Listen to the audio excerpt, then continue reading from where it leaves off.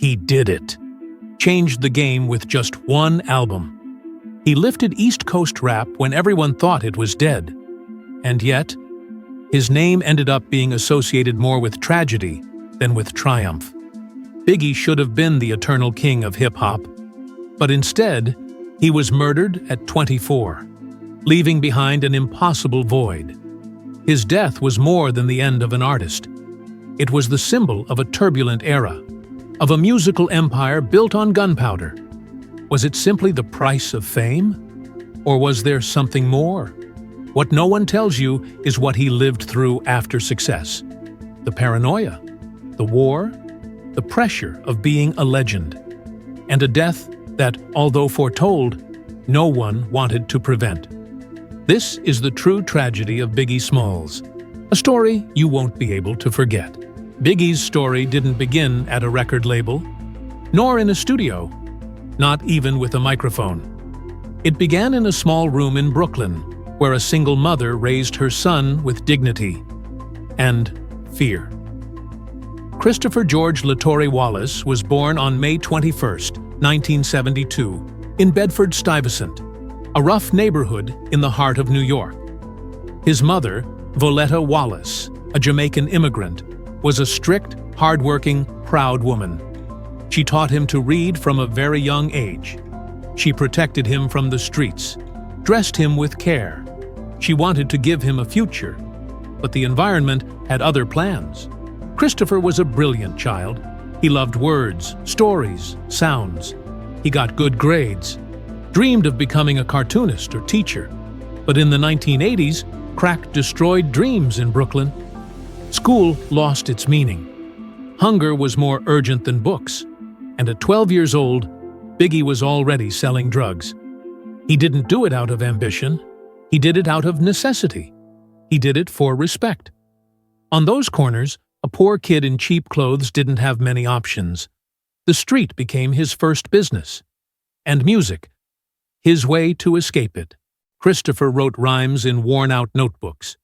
He freestyled in hallways, on street corners, on park benches. He was tall, heavy-set, moved slowly, but his tongue was lightning. He could string phrases together with hypnotic fluidity. There was humor, rage, street philosophy. A deep, powerful voice that sounded like thunder with swing. It was as if the pain of his neighborhood filtered through his throat. He adopted the name Biggie Smalls after a movie character. Although later, due to legal reasons, he became better known as the Notorious, b.i.g, a long name, for a massive talent. He recorded a demo with a friend from the neighborhood. It was raw, unpolished, but had visceral strength. That demo made its way to a young and ambitious man who had just left Uptown Records, Sean Puffy Combs. And everything changed. Puffy understood it immediately. Biggie wasn't just a rapper. He was an urban pen with the soul of a storyteller. While others freestyled with flow, he structured narratives. He was vulnerable, dark, funny, and fierce. He could talk about killing, and a second later, about his newborn daughter. His voice became his trademark. Deep, heavy, melodic. Every line felt like a confession dropping with weight. Every verse, a vivid image. He used narrative techniques like a novelist. Foreshadowing, surprise, climax. His rap wasn't just rhythm, it was cinema. And the city began to look at him differently. Puffy signed Biggie to his new label, Bad Boy Records. He dressed him better, took him to professional studios, and began the construction of a legend. In 1994 came the debut, Ready to Die, an autobiographical, dark, sophisticated album. From the first track, it was clear this wasn't ordinary rap. It was a farewell letter, a confession from a man who already felt dead inside. Songs like Juicy, Warning, Gimme the Loot, and the disturbing Suicidal Thoughts revealed a tormented but lucid artist, someone who didn't ask for pity, but did ask for understanding. The album was an immediate success. Critics, streets, radios, awards. Biggie became the savior of East Coast rap, which had lost prominence to the aggressive sound of the West Coast. But fame came with a price, and with enemies. At first, Tupac Shakur and Biggie Smalls were brothers. They shared stages, laughed together, admired each other. Tupac even gave him advice like an older brother. But in November 1994, everything broke. Tupac was shot at Quad Studios in Manhattan, and although Biggie had nothing to do with it, Tupac thought otherwise. He felt betrayed, wounded, and responded with fury. He released Hit 'Em Up, a track where he insulted, threatened, and humiliated Biggie mercilessly. The rap world changed its tone. The rivalry stopped being lyrical. It became political, violent, tribal. Biggie didn't respond directly, but he felt the pressure, the paranoia, the fear of going outside, the resentment of losing someone he had loved like a brother. The Coastal War wasn't just a spectacle, it was a pressure cooker, and Biggie was trapped inside it. His body grew, his health deteriorated, his friends grew distant, and the tension consumed him. Fame was like a gold chain around his neck. It sparkled, but it weighed. He tried to stay sane, took care of his mother, helped his friends. He had a young daughter and felt the responsibility to be a role model. But the pressure was immense. The media stalked him. Threats were constant. He slept with bodyguards and trusted fewer and fewer people around him. Biggie wasn't superstitious, but he talked about death as if he knew it was waiting for him. In interviews, songs, conversations with his closest friends, the idea of dying young came up again and again. He said it calmly, without drama, like someone who accepts the inevitable. I'm ready. If it happens to me, I've already made history. But behind that facade, he was scared. He moved cautiously, switched hotels every night, traveled with security, rarely went out alone. He saw ghosts at every corner. Not because he was paranoid, but because he knew someone wanted him dead. In March 1997, Biggie traveled to Los Angeles to promote his new album, Life After Death. It was a risky decision. Tension between the coasts was at an all-time high, and just 6 months earlier, Tupac had been murdered in Las Vegas. Many advised him not to go. It's too soon. It's dangerous. But Biggie saw it as a chance to heal wounds, to show that the war was over. Besides, the business needed him. Bad Boy was betting everything on his return. During his stay, he gave interviews, posed for photo shoots, and attended label-hosted parties. He smiled for the cameras, but his friends noticed he was more serious, more distant, as if he sensed something was about to happen. On March 8th, Biggie attended a party at the Peterson Automotive Museum. The place was full of celebrities, journalists, photographers, laughter, lights, smoke, flashy suits. Biggie seemed calm. He posed for photos, greeted old friends, and at 1 a.m., he decided to leave. He got into a black SUV with his team. The vehicle was driving down Wilshire Boulevard when a Chevy Impala pulled up next to the driver's window. A man in a blue jacket and tie pulled out a pistol.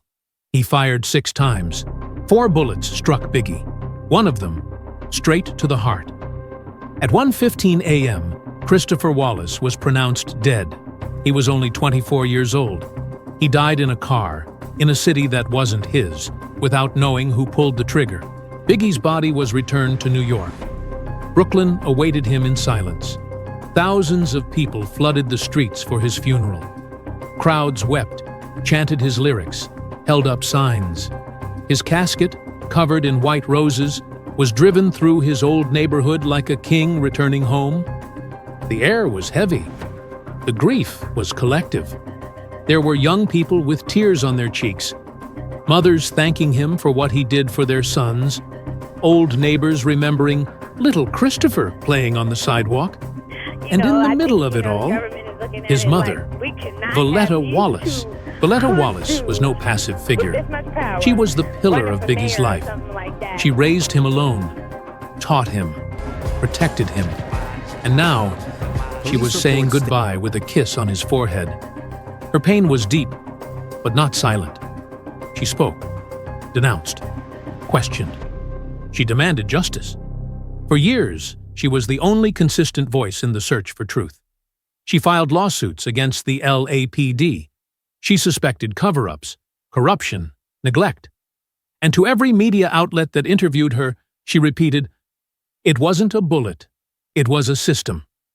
Her son's murder transformed her, from mother to activist, from witness to chronicler. And her fight is an inseparable part of Biggie's legacy. More than 25 years after the crime, there are no culprits, no arrests, no justice. Theories abound. Was it revenge for Tupac's death? Was the LAPD involved? Was it part of a broader conspiracy? Ex-police officers have spoken. Witnesses have disappeared. Files have been sealed. And every time it seems like it's about to be solved, everything freezes. The investigation into Biggie's murder has become a symbol of impunity, a case where everyone knows, but no one speaks. While the case stalled, his music soared. Life After Death, released 2 weeks after his murder, was a global success. Triple platinum. Hits like Hypnotize and Mo Money Mo Problems turned Biggie into a legend. But it wasn't just the music. It was the influence, the respect. Jay-Z, Nas, Eminem, 50 Cent, Kendrick Lamar, J. Cole, all have cited Biggie as a foundation, not as a trend, but as a standard. The bar he set was so high, no one has been able to lower it without paying tribute. Every anniversary of his death echoes what could have been. In concerts, graffiti, documentaries, Biggie's face still looks at the world with that half-smile. Half arrogance, half tenderness. In 2009, the movie Notorious portrayed his life with raw honesty, and his son, C.J. Wallace, played young Biggie. It was a painful but symbolic moment. The son embodying the father, the present walking the path of the past. And in 2019, a Brooklyn corner was renamed Christopher Wallace Way, a street that is now an altar, a memory, sacred ground. Biggie wasn't perfect. He sold drugs, cheated, contradicted himself, but that imperfection made him human, relatable, real. He didn't speak from the mountaintop, he spoke from the mud, from desperation. And that's why the world listened. Today, his voice still plays on playlists, his face on murals, his verses in the mouths of new MCs who weren't even born when he died. Biggie wasn't just an artist, he was a cultural phenomenon, a chronicler of black life in America. A poor kid who used words to build a throne. Years have passed, the lights changed, styles evolved, but Biggie's absence was never filled. There was no replacement, only emptiness.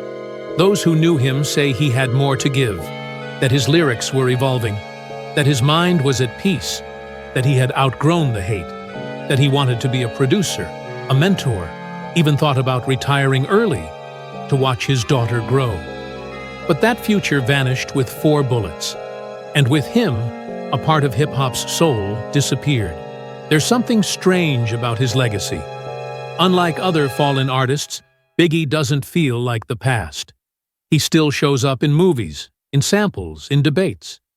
He still inspires young people who never saw him alive. He still provokes uncomfortable questions. His voice, deep and steady, still echoes in clubs, cars, streets. And every time someone hears, "It was all a dream," something awakens. A spark, an image, a story that was never fully written.